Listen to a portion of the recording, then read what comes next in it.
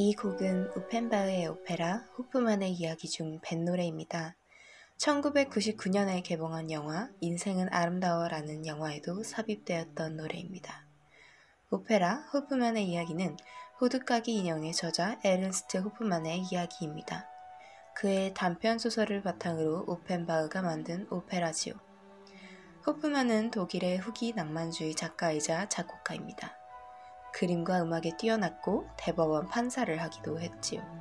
그래서인지 그의 작품 호두까기 인형의 드로셀마이어 대부님은 대법원 판사로 나오기도 합니다. 그는 철저한 이중생활을 한 사람으로 오전에는 대법원 판사로 오후에는 소설가로 지냈습니다. 그의 소설에는 공상적이고 마법적이며 기괴한 것이 많이 등장합니다. 오늘 살펴볼 소설 호두까기 인형만 해도 그렇죠. 호두는 견과류 중에서도 껍데기가 단단한 편에 속합니다. 때문에 호두를 깨기 위한 도구가 여러 지역과 문화권에서 만들어졌지요. 15세기 중부 유럽 지방에서는 이 호두까기 도구를 장식용으로서도 쓸 수 있게 옷가기 인형으로 만들기 시작했습니다. 이후 호두까기 인형은 기독교 문화권에서 크리스마스 시즌에 선물용으로 많이 쓰였습니다. 전통적인 호두까기 인형은 카이저 수염을 기르고 정복을 입은 군인의 모습으로 지적됩니다. 오늘의 주인공 마리가 사랑에 빠진 인형이지요.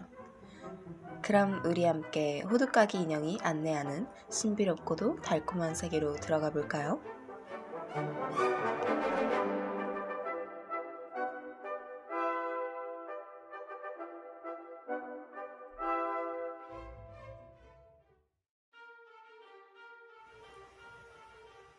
해마다 12월 24일이 되면 공중보건의사인 슈탈바움 씨의 아이들은 온종일 거실에 들어갈 수 없다. 아이들은 작은 뒷방 구석에 몸을 웅크린 채 앉아 있었다. 땅거미가 내려 어두컴컴해지기 시작했다. 맏딸 루이스와 프리츠는 이제 막 7살이 된 여동생 마리와 함께 어둠을 보내고 있었는데 그때 고등법원 판사인 드로셀마이어가 복도를 지나갔다. 프리츠는 방금 지나간 사람이 분명 대부님일 거라고 했고 마리는 기뻐 외쳤다. 아, 드로셀마이어 대부님이 우리를 위해서 멋진 걸 만들어 오셨을 거야. 대부님은 그다지 잘생기지 않았으며 키도 작고 몸집도 말랐다. 그는 안대를 쓰고 있었고 머리카락도 없었기 때문에 유리 섬유로 만든 흰색 가발을 쓰고 다녔다.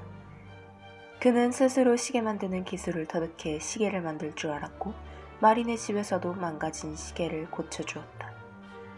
대부님은 마리의 집에 올 때마다 근사한 선물을 가지고 왔는데 그 선물들은 전부 부모님이 가져갔다. 아이들은 신나는 마음으로 어떤 선물을 가져오셨을지에 대해 이야기했다. 프리츠는 멋진 병정을 준비해 오셨을 거라고 했고 마리는 예쁜 정원을 선물해 주실 거라 말했다. 기대에 차서 떠들었지만 어둠은 더 짙어졌고 아이들은 두려움에 떨었다. 그때 아빠와 엄마가 문을 열고 들어와 아이들의 손을 꼭 잡고 말했다. 어서 들어와, 사랑하는 아가들아. 어서 들어와서 성자 그리스도께서 너희들에게 무슨 선물을 하셨는지 봐. 거실로 나간 아이들은 무척이나 신나했다. 거실 한가운데 있는 커다란 전나무에는 수십 개의 금빛과 은빛 사과들이 달려있었고 설탕에 절인 아몬드와 여러 색상의 사탕들이 나뭇가지에 달려있었다. 어두운 색상의 나무였지만 나뭇가지에 달려있는 수백 개의 조그만 양초들이 나무 스스로 빛나는 것처럼 보이게 만들었다. 나무를 둘러싸아 올린 선물들은 다채롭고 반짝거렸다.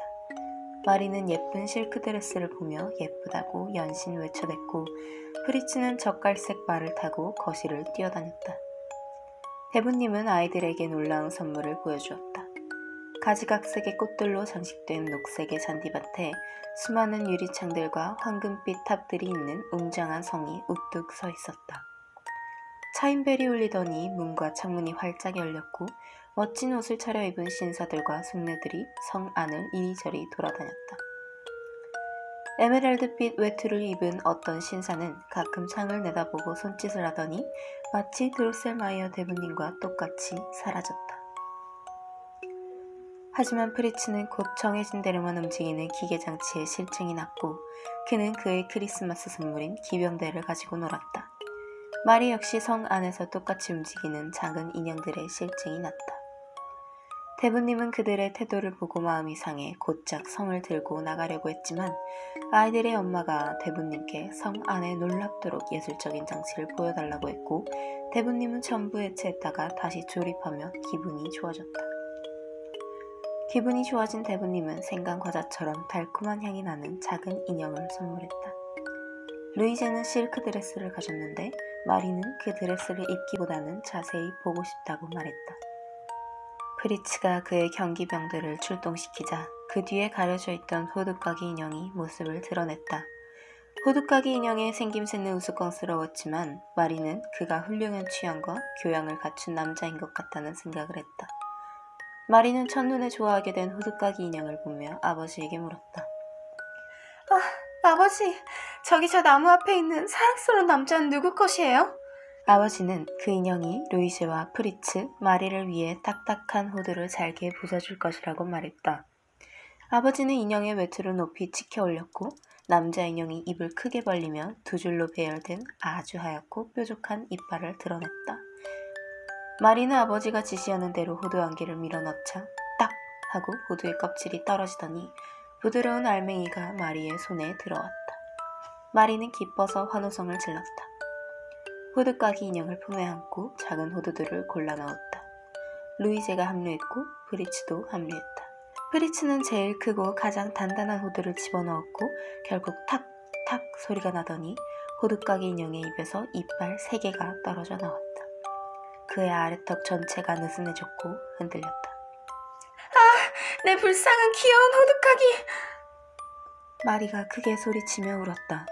마리는 호두까기 인형의 잃어버린 이빨들을 찾았고 자기 옷에서 떼어낸 흰색 띠로 호두까기 인형의 상처난 턱에 묶었다. 대부님은 지독히도 못생긴 작은 녀석한테 어떻게 그렇게 곰살맞게 대해줄 수 있냐고 너털 웃음을 지으며 묻자 마리는 평소와 다르게 화가 났다. 마리는 진지하게 이렇게 말했다. 대부님도 내 귀여운 호두까기 인형처럼 멋지게 몸치장하실지 누가 알겠어요. 그리고 이렇게 아름답게 번쩍이는 장화를 신으신다 하더라도 대부님이 호두까기 인형처럼 멋지게 보일지 아닐지 누가 알겠어요. 마리의 대답에 부모님은 크게 웃음을 터뜨렸고 대부님의 코는 빨갛게 변했다. 마리는 그들이 왜 웃고 대부님의 코가 왜 빨개졌는지 알지 못했다. 공중보건의사인 슈탈바움 씨의 거실 문을 열고 들어가면 바로 왼쪽 넓은 벽에 유리문이 달린 높은 장식장이 하나 서 있었다. 아이들은 매년 받은 아름다운 크리스마스 선물들을 전부 보관하고 있었다. 아버지가 고급 가구 제작자에게 장식장을 만들어 달라고 부탁했을 때 가구 제작자는 투명한 판유리를 끼워 넣었고 판유리 덕에 아이들의 크리스마스 선물들은 더 빛나 보였다. 아이들은 대부님이 가시고 나서 거의 자정이 다 되도록 장식장 앞에서 선물들을 가지고 놀았다. 프리츠는 기병대를 줄 세워 놓았고 그 아래층엔 마리의 인형들과 인형집이 있었다. 어서 잠자리에 들라는 엄마의 말에 프리츠는 자리에서 일어나 방으로 갔고 마리는 엄마에게 조금만 더 있게 해달라고 애원했다. 엄마는 천장의 램프를 제외하고 주변의 촛불들을 전부 꺼버리고 방에 들어갔다. 마리는 엄마가 들어가자마자 손수건에 감싼 호두까기를 안아들었다. 마리는 인형을 조심스레 테이블 위에 눕히고 살살 손수건을 풀고서 상처를 살펴보았다. 그의 안색은 몹시 창백했으나 아주 애처롭고 상냥하게 미소 짓고 있어서 마리는 마음이 안 쓰일 수가 없었다. 마리는 무례를 범한 프리츠에 대한 용서를 구했다. 그리고 대부님이 분명 다시 고쳐주실 것이라고 말했다. 하지만 마리는 말을 끝마칠 수가 없었는데 마리가 대부님의 son 드로셀마이어를 말하자 호두까기 인형은 아주 심하게 입을 삐죽거렸고 그의 눈은 녹색으로 반짝이는 가시 같은 섬광을 뿜어냈다. 하지만 마리는 램프불 때문에 호두까기의 인형이 일그러졌다는 사실을 알게 되었다. 마리는 그녀의 아끼는 예쁜 인형 클레르엔 아가씨의 집에 호두까기 인형을 재우려고 했고 클레르엔 아가씨에게 양해를 구했다. 마리는 클레르엔 아가씨를 버릇없다고 생각했기에 그녀와 호두까기 인형을 멀리 떨어뜨려 놓았다. 마리는 장식장 문을 닫고 침실로 들어가려고 했다. 바로 그때 사방에서 소곤거리고 속삭이고 바스락거리는 소리가 나기 시작했다. 벽시계는 점점 더 크게 덜그럭 소리를 냈고 시계 위 도금된 커다란 부엉이가 양 날개를 늘어뜨렸다.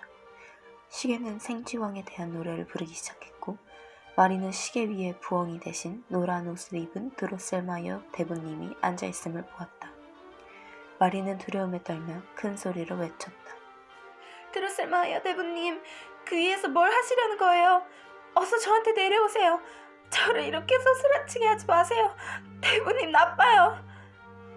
하지만 그때 갑자기 사방에서 미친 듯이 깔깔거리는 웃음소리와 휘파람 소리가 들렸다. 그러더니 곧 수천 개의 작은 발이 한데 모인 듯한 총총거림 소리가 났고 마루에 갈라진 틈새로 수천 개의 작은 불빛이 새어나왔다. 하지만 그 불빛은 사실 반짝이는 작은 눈들이었다. 마리는 생쥐 무리를 보고 등골이 오싹해졌다. 마리는 방으로 곧장 들어가려 했지만 생쥐머리 7개가 밝게 빛나는 7개의 왕관을 쓰고서 소름 끼치게 찍찍거리고 휘파람 소리를 내며 바닥에서 솟아올랐다. 마리는 너무 무서워 심장이 가슴 밖으로 튀어나올 것 같다고 생각했다. 마리는 무의식 중에 뒤로 휘청거렸고 마리의 팔꿈치에 장식장의 유리창은 깨졌다. 마리는 그 순간 미세한 말소리와 종소리를 들었고 그것이 자신의 차인벨 소리임을 알았다. 마리는 장식장 안에서 이리저리 계속해서 움직이는 인형들을 보았다.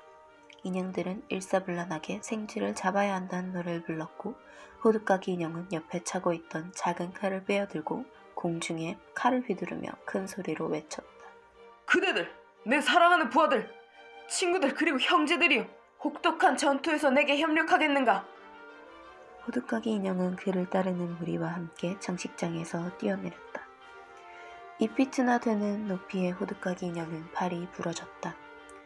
클레르의 아가씨는 호두까기 인형에게 전장에 나가지 말라고 애원하며 자신의 복대를 풀어 걸쳐주려 했지만 호두까기 인형은 거절하며 마리가 그에게 감아주었던 하얀 띠를 챙기며 작은 칼을 휘두르며 선반 위로 날아 바닥으로 뛰어내렸다. 호두까기 인형은 자신을 향한 마리의 애정을 알고 있었기에 진귀한 클레르의 아가씨의 복대보다 마리의 하얀 띠를 차고 있는 것을 더 좋아했다. 호두까기 인형은 무리를 이끌고 생쥐떼와 전쟁했다.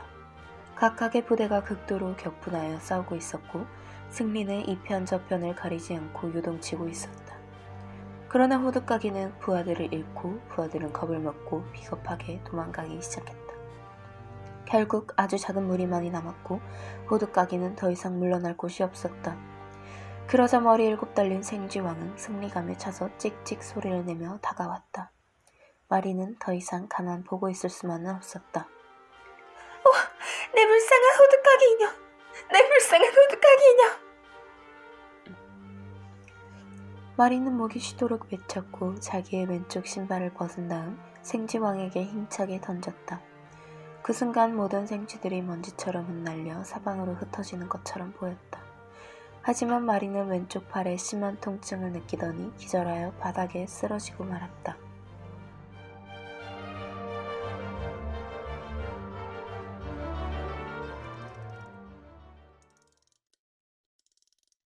마리는 깊은 죽음과도 같은 잠에서 깨어났고 자기의 침대에 누워있었다. 마리의 옆에는 외과 의사 벤델 슈테른 씨가 앉아있었다.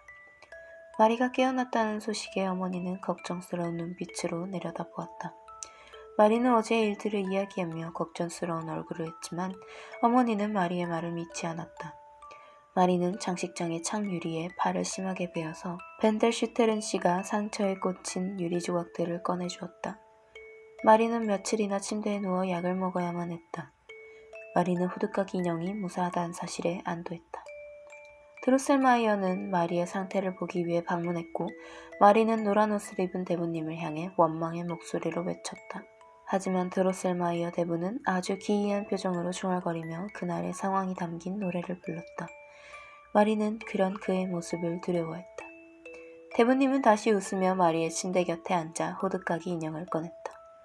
빠져버렸던 이빨들은 제자리에 끼워져 있었고 고장난 아래턱을 맞춰 누웠다. 마리는 너무 기뻐 환호성을 질렀다. 하지만 마리는 무언가 이상하다고 생각했다. 그런데 드루셀마이어 대부님, 대부님이 호두까기 인형에게 이빨도 꼭 맞게 끼워주셨고 턱뼈도 더 이상 흔들리지 않아요. 하지만 왜 호두까기 인형에게 칼이 없지요? 왜 대부님은 호두까기 인형에 칼을 걸어주지 않으셨나요? 대부님은 언짢아 하며 말을 돌렸다. 그리고 아이들에게 피를리파트 공주에 대한 이야기를 들려주었다.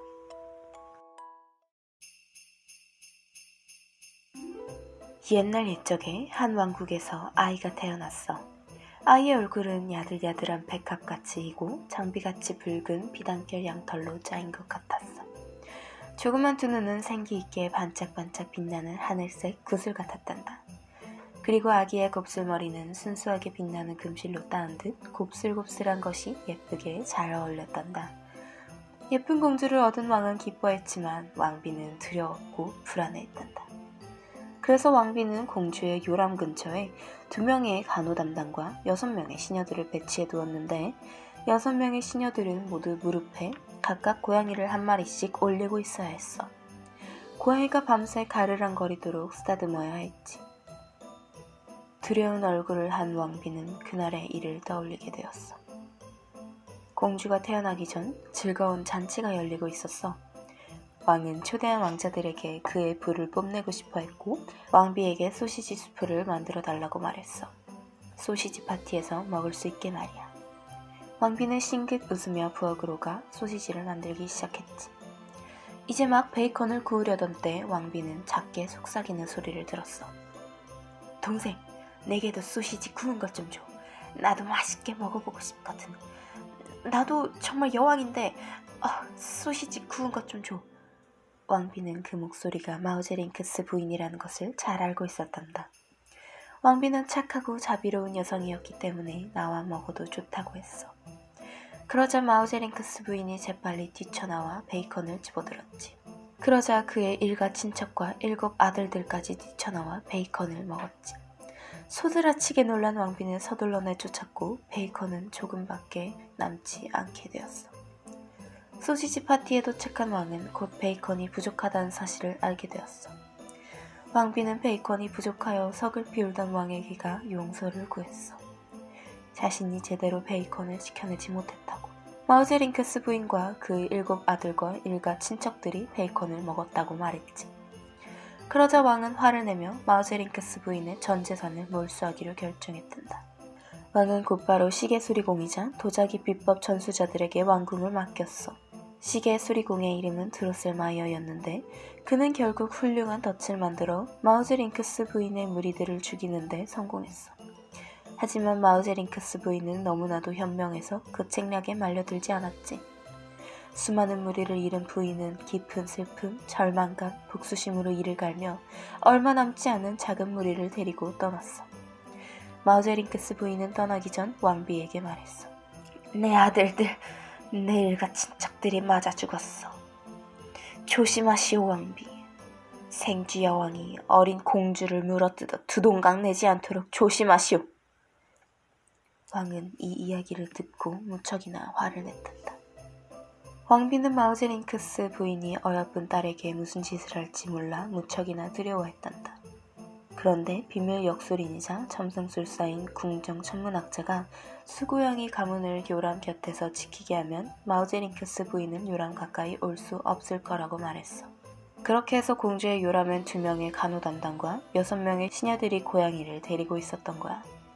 그러던 어느 날 간호 담당 시녀 중 한 사람이 깜빡 잠에 들었어. 가르랑 소리는 들리지 않고 나무 갉아먹는 소리만 들리기에 시녀는 고개를 돌려 요람을 보았어. 시녀는 앞발을 벌떡 들고 일어서서 혐오스러운 뾰족한 주둥이를 공주 얼굴에 비벼대고 있던 커다랗고 못생긴 생쥐를 보았어. 수석 간호 시녀는 깜짝 놀라 비명을 질렀고 어수선한 틈을 타 마우제링크스 부인은 공주에게 돌진했지. 마우제링크스 부인이 사라지고 피를리파트 공주는 울기 시작했어. 황금빛 머리카락을 한 하얗고 빨간 아기 천사 같았던 공주의 머리는 기형적이고 큼직한 머리가 꼽추가 된 아주 작은 몸통 위에 놓여 있었단다.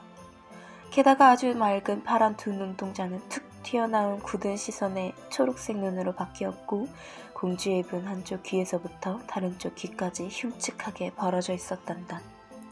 왕비는 탄식과 비탄에 빠져 죽으려고 했지만 왕이 애써 말렸지. 왕은 분노하여 시계 제작자이자 왕실 도자기 비법 전수자인 드로셀마이어에게 그 책임을 뒤집어 씌웠고 그는 공주를 되돌려 놓을 방법을 찾아야만 했어. 드로셀마이어는 그의 불행한 운명에 슬퍼했지만 공주가 호두 까는 것을 즐긴다는 말을 듣고 천문학자를 찾아갔어. 천문학자는 공주의 별을 관찰했는데 그는 크라카툭이라고 불리는 호수의 고소한 알갱이를 먹으면 공주의 저주가 풀린다고 말했어. 그들은 이 사실을 왕에게 전했고 왕은 기뻐하며 지금 당장 호두와 호두를 깨줄 소년을 찾아오라고 했어. 일이 잘못되면 그들에게 책임을 돌릴 거라는 무시무시한 말도 했지. 그들은 즉시 길을 떠났어. 길고 긴 여행이 되었지. 여행 도중 아시아의 한 숲에서 시계 수리공인 드로셀마이어가 그의 고향이 그립다며 펑펑 울었고 천문학자는 그를 불쌍히 여겨 함께 고향으로 가자고 했어. 고향에 도착한 드로셀마이어는 인형 제작자이자 질장이의 도금장이인 크리스토퍼 드로셀마이어를 찾아갔어. 그에게 모든 이야기를 들려주자 인형 제작자는 그들에게 크라카툭 호두를 주었어. 그리고 그의 아들을 호두를 깨줄 소년으로 데리고 갈 것을 허락해 주었지. 천문학자는 미래를 보고 드로셀마이어에게 그 아들에게 단단한 나무로 된 댕기머리를 해줄 것을 당부했어. 그들은 왕 앞으로 갔고 소년은 크라카툭 호두를 깨고 공주가 먹을 수 있게 해주었어. 공주는 호두를 삼키자마자 다시 천사같이 아름다운 모습으로 변했어. 그 사실에 기뻐 왕과 왕비, 궁정 사람들이 전부 신나서 방방 뛰었어. 이 저주는 소년이 7걸음을 뒷걸음 쳐야만 완성되는 것이었단다. 그는 마지막 걸음을 내디디며 마우제링크스 부인을 밟았고 부인은 마지막 순간까지 그 소년을 저주했지. 그 저주로 인해 소년은 저주받은 공주처럼 기형의 모습으로 바뀌었단다. 왕과 왕비, 공주는 그의 흉측한 모습에 그를 내쫓았어. 그의 저주를 풀 수 있는 방법은 마우제링크스의 아들의 아들, 머리 7 달린 생쥐가 왕이 된 후에 그 생쥐를 죽이고 한 숙녀가 그의 기형적인 모습에도 불구하고 사랑하게 되면 저주가 풀릴 거라고 했어. 기형이 된 젊은 드로셀마이어는 인형 제작자인 아버지의 손에 의해 호두까기 인형으로 재탄생되었단다.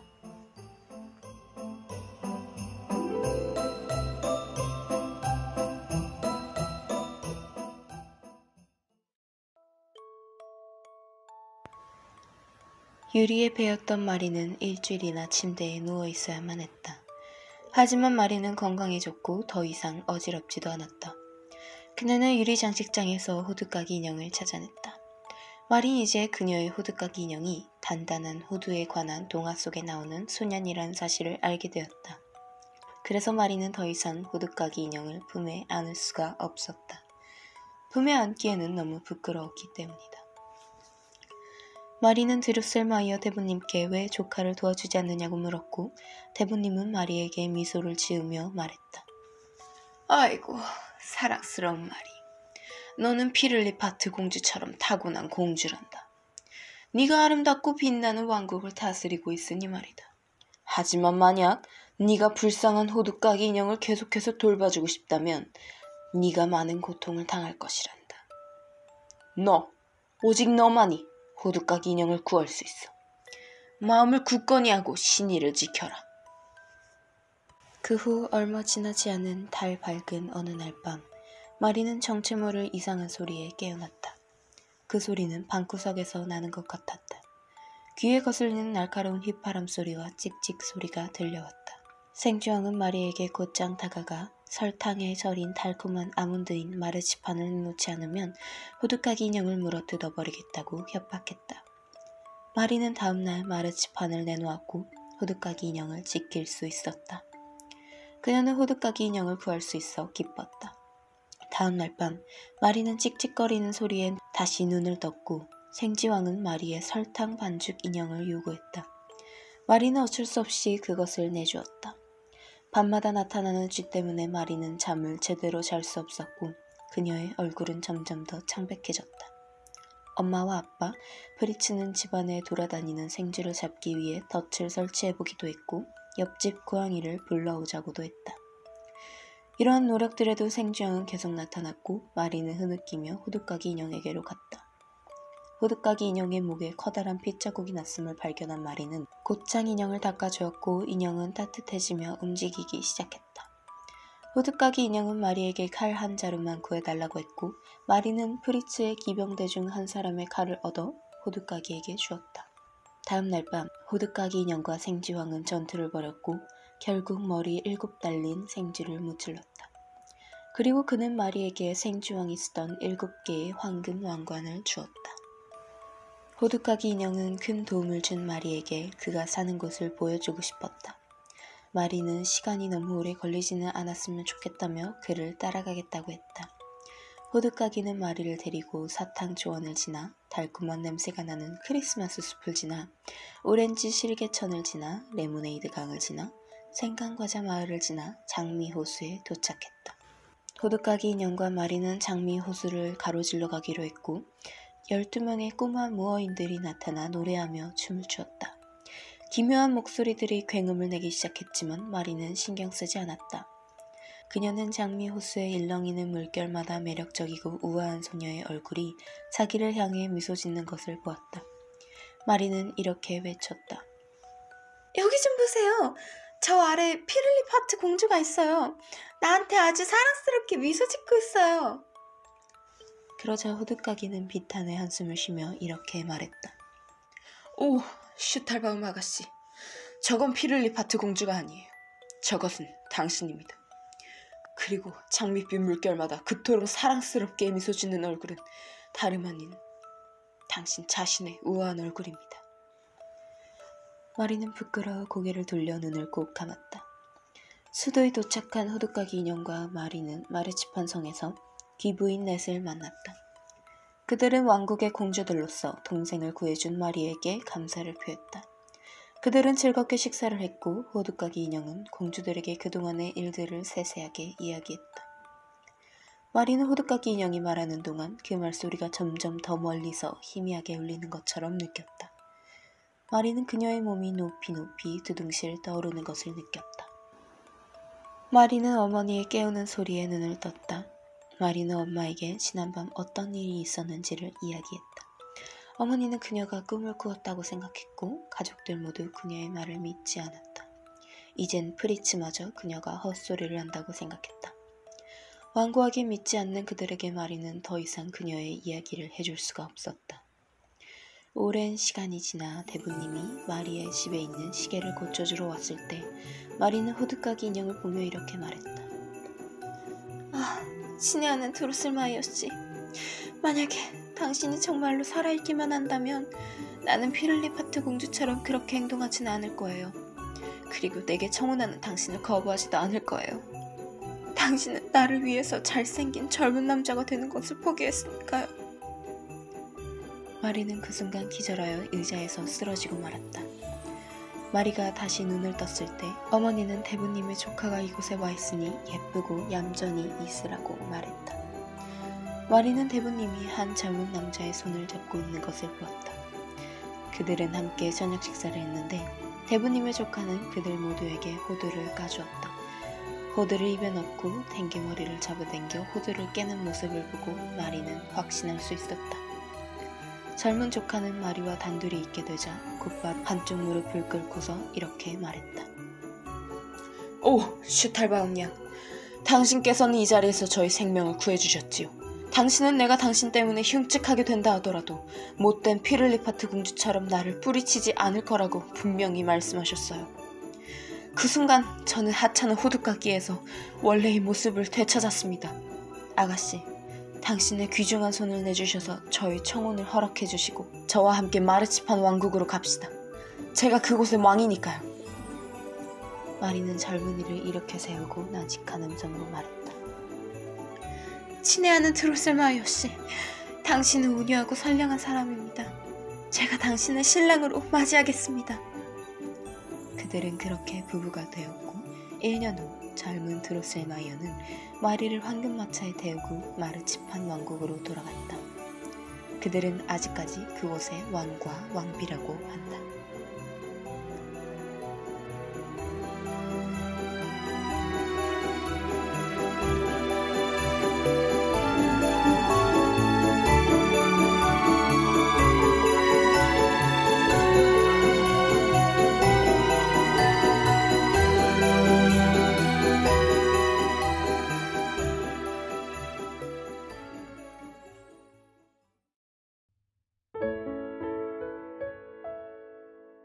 이렇게 호두까기 인형을 읽어보았습니다. 호두까기 인형의 원작 제목은 호두까기 인형과 생쥐왕입니다. 우린 편의상 호두까기 인형으로 불렀지만 호두까기 인형의 원제가 담고 있는 의미가 큽니다. 주인공 마리가 생쥐들 때문에 불안해하고 무서움을 느끼죠. 이건 낭만주의의 시대적 배경과도 통합니다. 낭만주의 바로 직전에 프랑스 혁명이 있었고 이것을 계기로 유럽인들의 의식과 인식에 큰 변화가 생겼습니다. 이웃 국가들 대부분은 복고주의를 고수하였고 프랑스 주변 국가에서는 프랑스 시민들의 영향을 받아 자국의 국민들이 왕권을 전복시키지는 않을까 염려하여 국민을 억압하는 태도를 보였습니다. 낭만주의는 이에 실망한 나라들, 특히 독일에서 시작된 정신운동이지요. 때문에 낭만주의 작품들은 현실보다 이상향을, 자연과 이성의 조화보다는 상상력과 주관적인 감성을 담고 있습니다. 또한 이 당시에 일어난 유럽의 산업혁명으로 기계, 광학, 생물학, 사회학, 예술, 철학 등의 분야에도 영향을 끼쳤지요. 호두까기 인형에 등장하는 궁정 천문학자나 시계를 고치는 드로셀마이어 대부는 시대적 배경과 과학적 변화를 잘 반영한 인물이라고 볼 수 있지요. 혹시 여러분 바비 애니메이션을 아시나요? 저는 디즈니를 무척이나 사랑했지만 그와 동시에 바비도 무척이나 사랑했습니다. 바비 애니메이션 시리즈는 앞에 바비의 라는 말이 들어갑니다. 영화는 어른이 소녀에게 책을 읽어주는 것으로 시작합니다. 그렇게 그 세계 속으로 빠지는 것이죠. 저는 어렸을 때 바비의 호두까기 인형을 보았습니다. 발레를 좋아했던 저는 이 영화를 아주 감명 깊게 봤지요. 어렸던 저의 마음에 나도 멋지게 발레를 해야지 하는 마음을 심어준 영화였습니다. 어렸을 때 한두 번 본 작품이었지만 지금의 제게도 그 영화의 이미지가 강렬히 심어져 있습니다. 때문에 크리스마스 시즌이기도 하니 호두까기 인형의 원작을 읽어보자 라고 생각한 것이지요. 책을 읽으면서 아쉬웠던 점은 바로 번역이었습니다. 물론 최선을 다해 책의 여러 가지를 고려하며 번역하신 것을 알지만 지금 21세기를 살아가는 우리가 읽기에는 다소 딱딱한 투였습니다. 번역은 아쉬웠지만 전체적으로 담고 있는 내용은 아주 흥미로웠습니다. 호프만이 호두까기 인형과 생쥐왕 이야기를 친구의 아이들에게 들려주었다고 하였는데 때문에 책에서도 마치 아이들이 듣고 있는 것처럼 쓰여져 있는 부분도 발견하실 수 있습니다. 이런 부분들이 이 책의 묘미라고 볼 수도 있겠네요. 호두까기 인형을 읽으면서 내가 만약 말이었다면 하는 생각을 하면서 봤습니다. 호두까기가 사는 마르지판 나라는 이상적인 세계로 보입니다. 달콤하고 반짝이고 아름다운 그런 나라입니다. 재밌는 사람들이 살고 그들은 행복해 보이지요. 이런 이상적인 나라에서 마리는 호수에 비친 자신의 모습을 보며 피를리파트 공주라고 착각합니다. 그녀가 보지 못한 자신의 진정한 가치를 발견하게 된 것이지요. 내가 만약 환상이 가득한 이상세계의 공주라는 말을 듣는다면 어떤 기분이 들었을까? 과연 그걸 받아들일 수 있었을까? 여러분은 어떠신가요? 지금의 저라면 아니라는 대답을 하고 싶네요. 누군가 제게 공주라고 하고 보다 가치 있는 사람이라고 얘기해준다면 저는 그 말을 의심할 것 같아요. 혹시 날 놀리려는 건가? 하는 기분도 들 것 같고요. 하지만 우리 모두 존귀한 존재잖아요? 이 세상에 태어나 어떤 삶을 살든 우린 가치 있는 존재입니다. 우리가 우리 스스로를 의심하고 책망해도 우리의 가치가 사라지는 것은 아니죠. 단지 잠시 그 가치를 보지 못할 뿐입니다. 우리도 마리처럼 순수하게, 순진하게 이 사실을 받아들일 수 있기를 바라요. 곧 크리스마스네요. 여러분의 삶을 불행하게 만드는 게 무엇이든 성탄절에는 기쁨 가득하셨으면 좋겠습니다. 모두가 마리의 말을 믿지 않았고 그녀를 몽상가라고 했지만 그녀는 그 꿈속에서 진심으로 행복했을 겁니다. 여러분, 고된 월요일 감당해내시느라 수고 많으셨습니다. 오늘 밤 행복한 꿈 꾸시길 바라요.